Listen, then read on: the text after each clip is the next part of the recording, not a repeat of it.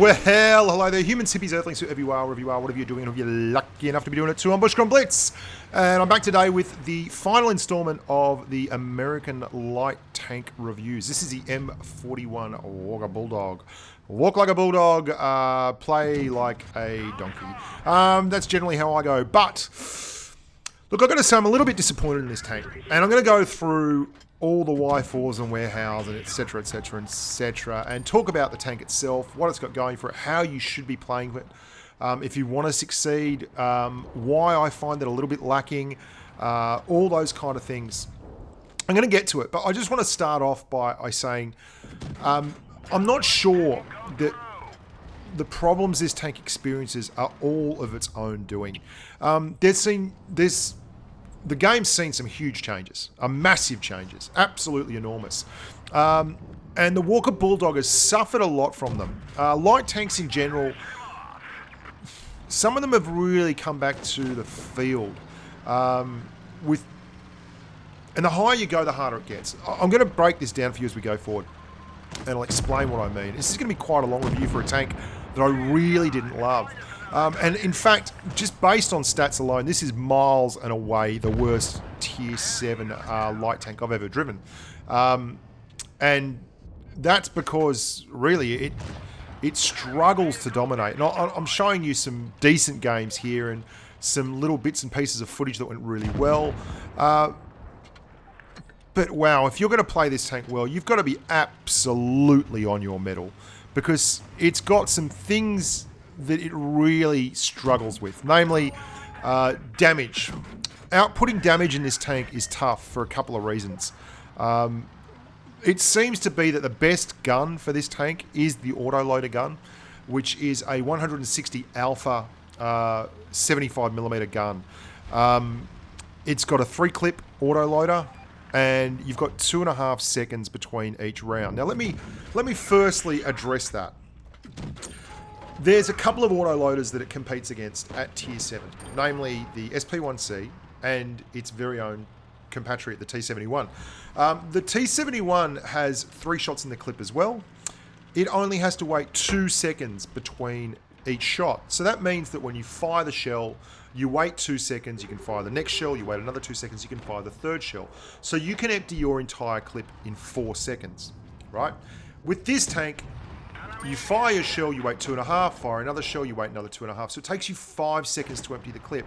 Now that might not seem like a lot to you. It's a second. What's a second? Well, a second is the difference between someone's aim time being at, full dispersion and someone's aim time being really, really likely to hit you. And when you're a light tank with no armor, that's a big deal. It's one of the reasons why the recent nerfs to the AMX-50B have been pretty harsh indeed, because it's gone from having that 2.5 second aim time as a heavy tank to 2.5 second reload time to 3.3 seconds, which is a big, big jump. It means you've got to spend more time on target, and your DPM is just flat out not that great. There's 2 other Tier 7 lights that I much prefer than this. One is the obvious candidate, the LTTB, which has better DPM numbers and a much better alpha. It's got 200 alpha, and that allows you to peak a boom with a lot more traction. I mean, this is so involved and complex. Some of the stuff that really has upset me about this tank in particular. The SP1C has a much higher alpha gun. It's got a 250 alpha gun. So again, it can peak a boom, and it has a realistic option as a single shot with that peak a boom as well. And peak a boom really suits these kind of tanks, because the Walker Bulldog is incredibly mobile. And despite the fact that it doesn't have the best penetration numbers, if it had a 200 alpha gun, I would find it a lot more palatable. It doesn't though. It really doesn't.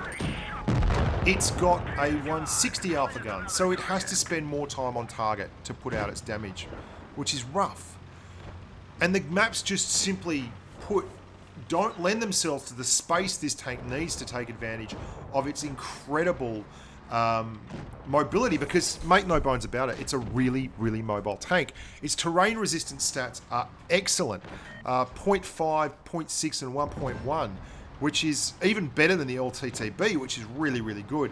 And even better than the SP1C, which is really, really good. It's the best in its class, in fact, at this tier.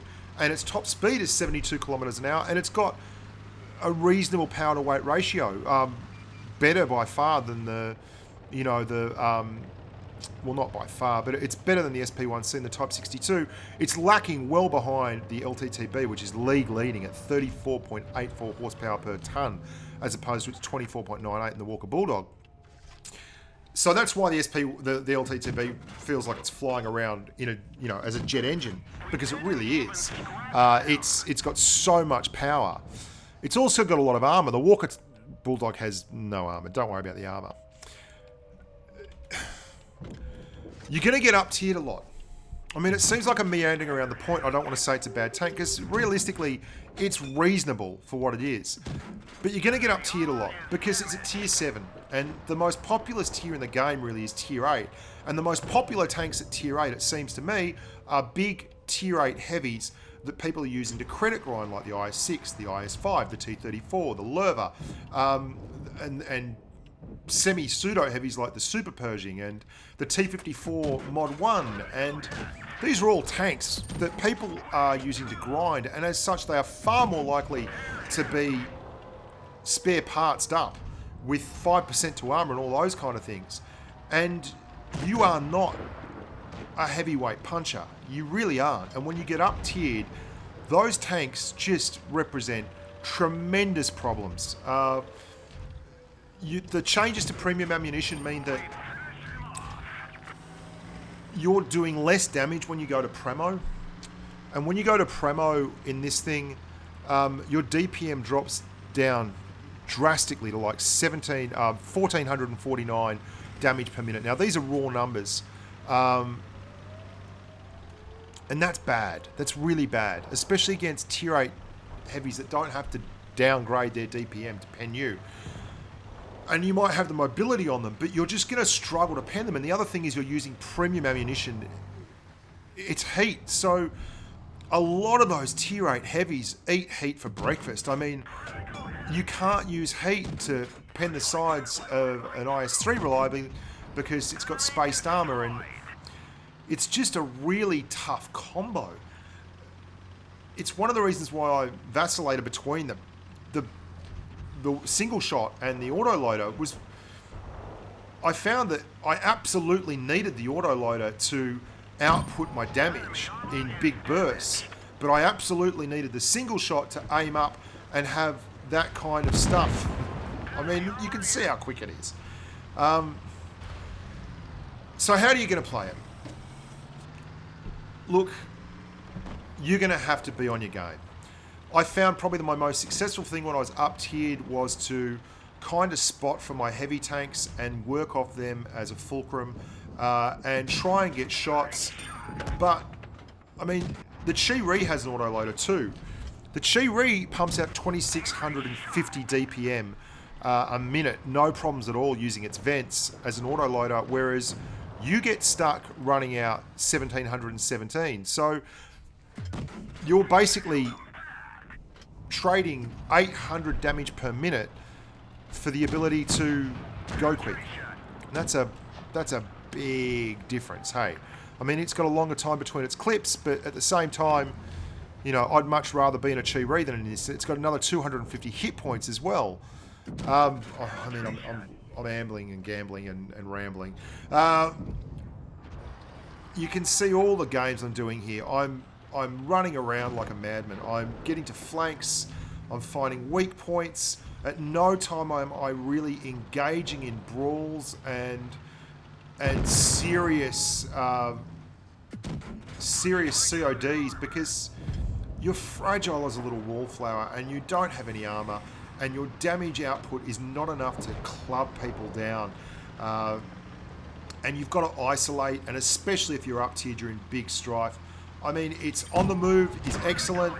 There's no doubting it. You can actually absolutely do the right thing on the move. It's a good on the move firing platform.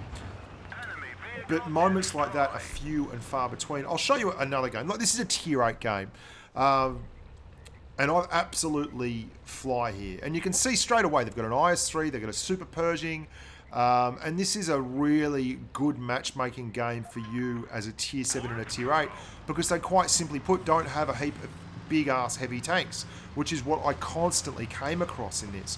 I was constantly pitched up against IS-3 defenders and such. And I'll show you this game, and then just as a special add-on, I'll show you the T-71. I was so frustrated driving this tank that I ended up going and just jumping in the T-71 to see if it was just me. And as soon as I jumped in the T-71, I had a good game. Like, it was no coincidence either, because you look where I am. I'm right ahead of the pack of my heavy tanks, and you can see all the armor I've got on my side is pretty typical of the way matchmaking works. Usually that's the other team I'm dealing with. And let's talk about your pen. On the autoloader, you're going to be running around with, even running calibrated shells, your pen is going to be 152 millimeters, which is crap, and 204 on your heat, which is great, but then you're jumping down to under 1500 damage per minute at only 135 alpha, which is just not enough. So you end up doing things like this, which is where you go hell on wheels, straight out to the flank, spot targets for your heavies, and just try and help them deal damage, and be like a multiplier for your team. Make your team better by spotting targets and putting yourselves on the flanks of other heavy tanks so they have to turn around and get out of there, which is good, and that's the way to play. But look how much red there are on these tanks. I mean, you're gonna... it's a struggle. It's a real struggle. Like, the struggle is real. I think that this tank would be much better at Tier 7, which is kind of... It looks nice. Like, I like the look of the tank aesthetically, but it's bigger than the T-71. It's bigger than the SP-1C, and there's a real value to being tiny in this game. Like, the value is tremendous to actually not being spotted. You can see I'm pushed up right around here, and then I'm going to use the other two sides of my clip so I can actually put some alpha in on this IS-3, and then I'm going to bugger off again. And you've got to be like this. You've got to be both aggressive and ride the edge of the... And you've got to hope your team has a clue as to what they're doing. And I'm going to spot for my team again here. I'm going to try and get targets. I'm going to try and see targets.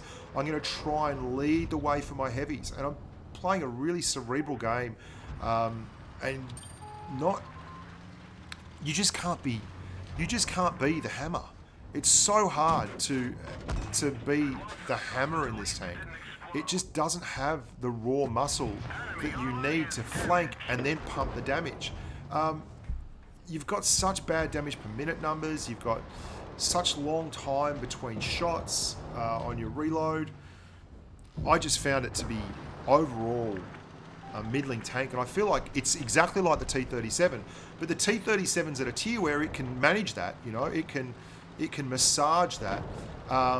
It's at Tier 6. You're at Tier 7, and you'd be far better off. Sorry, I said Tier 7 before. I don't know why I get the T-37 and Tier 7 mixed up, and the chaffee and everything in Tier 6, because I'm a bit of an uppity. And I mean, look at that game, 861 damage. I feel like I contributed, but that was so much the feeling for me in this tank. Just struggling to put numbers on. So I went and grabbed the T-71 and immediately had a much better game. And it got up tiered. And look at the matchmaking again. I mean, there's a T-32, there's an IS-3, there's a T-34. I think there's an IS-3 Defender in there. And it's just odd, isn't it? That this tank didn't seem to struggle for me, and it never does. It's a little light tank, and it's got the same kind of camo characteristics that the M41 Bulldog has. And I mean, I set the shot up here on this SP-1C, hitting for nearly 200 with HE, and I'm just meandering about, but look how small this tank is. It's tiny. It's like the size of a postage stamp, and it means you are far less likely to get hit, and there's only 2 seconds between the reload of the shells, so you're far less likely to get hit, and you get to really peek a boom from a position of strength. And I didn't find that with the Walker Bulldog. I found that it was slightly more mobile, which is great, but was it appreciably making me better? I didn't feel like that at all. I felt like it was a real struggle all the time. and I couldn't be sneaky enough to make up for it. And you can see all the heavies here. This is the matchmaking that you've got to deal with. It really is. And the people that play these heavies are putting 5% armor on them, because this is their credit grinding tank. This is the tank they're going to grind a lot of cash with. This is the kind of thing that you're going to come up against. I mean, this little thing's camo is fantastic. I call it the Mighty Mouse. And you're just looking for the right shot, and you can be a lot more selective. 2 seconds between. So I'm only 4 seconds on target. So when the gun turret starts swinging around towards me, I'm out of there. That's an extra second I would have had to be sitting there with the Walker Bulldog. That's important. It's really, really important. That absolute time on target is massive. And 2 more shots into the back of the IS-3. There we go. Missed it. T-34 is pushing up on me. I'm going to reverse around, blow my turbo. I'm backing up like a bat out of hell. I might eat one here. That's cool. I'm going to give one in. And the 43 gets into the back of him. And I'm tiny. I'm like such a hard target to get a hold of. It's a funny thing, isn't it? And I think the Walker Bulldog, if it was released a year ago, I think I would have really liked it. I think I would have been able to make a lot of joy out of that tank. And especially if it was released, and this T-49 is not letting me get away. He's just determined to push through to put his HE in the side of the spaced armour. I think I would have enjoyed it a lot more. And I think I would have been a lot more successful with it. And that's just how it is. As it stands, it's a victim of its times. It's just not the player it could have been if it had been in the league 12 months ago, because speed is already there in abundance in a lot of other tanks, and it's facing really, really hard targets, very hard targets. And I think that's one of the things I struggle with to explain to people in patch 3.8 and 3.9. The game's changed so dramatically. Heavy tanks have the ability to really accentuate their armor, and penetration is now so incredibly key that you'd want to have something special if you're going to be duking out with those guys, and you'd want to be able to minimize the amount of time people are smashing you up. And I mean, people are going to disagree with me. That's great, but for me, the Walker Bulldog just doesn't do it. Anyway, not to worry. Kicking off a stream in about half an hour. Looking forward to it. The T-49 for my money is the absolute duck's guts. And what are you going to do? Not every day's roses, and not every tank for me comes up trumps. I gave this thing so many opportunities. I mean, I drove it in how many games? 33 games in it. And I mean, I had like 1,000 average damage, which is just absurd. And as soon as I stepped in other tanks, I was kicking ass, and this thing just would not get across the line for me. So maybe it was just RNGs hurting me. Maybe it's just bad teams or whatever. I mean, it was like a 60% win rate over 33 games at 1,000 damage. That's not doing the business for me, in my opinion. I mean, that might sound like a spoilt child stamping his feet, but light tanks are things that I normally rip and tear in, and I had no qualms ripping and tearing in the LTTB, the T-71 when I went and gave it a go, and the Type 62 is just still a monster.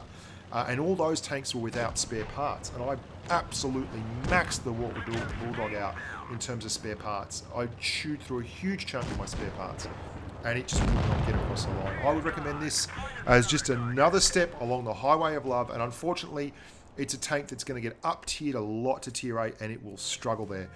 Until next time, boys and girls, I'm Bushka on Blitz. Look after yourselves and stay safe on the battlefield.